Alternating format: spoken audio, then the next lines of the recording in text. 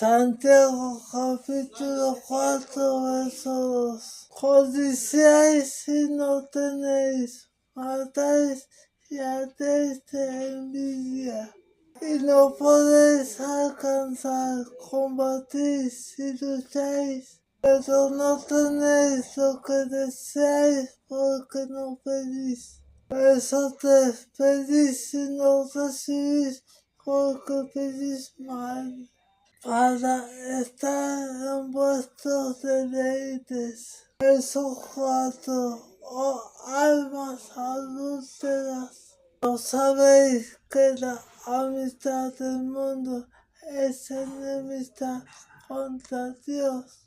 Cualquiera pues que quiera ser amigo del mundo se constituye enemigo de Dios.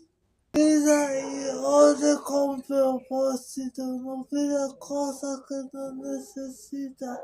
Pregunte si está dentro de la voluntad de Dios, para que se le pueda ser dado. Acercaos a Dios y se acercará a vosotros. Pecadores, limpiad las manos, y vosotros los de doble ánimo, purificad vuestros corazones. Los lunáticos e hipócritas que un día te tratan con cariño y al día siguiente te torcen los ojos, tienen el corazón cochino y están lejos de Dios. Verso 10. Humillaos delante del Señor y Él os exaltará. Verso 11. Hermanos, no murmuréis los unos de los otros. El que murmura del hermano y juzga al hermano, murmura de la ley y juzga a la ley. Pero si juzga a la ley, no eres hacedor de la ley, sino juez.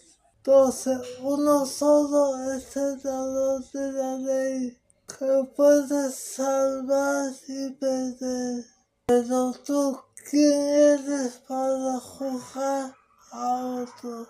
En el video de ayer se los dije, quédense callados, dejen el chisme y los comentarios. Verso 17. El que sabe hacer lo bueno y no lo hace, le es pecado. Palabra y testimonio de vida.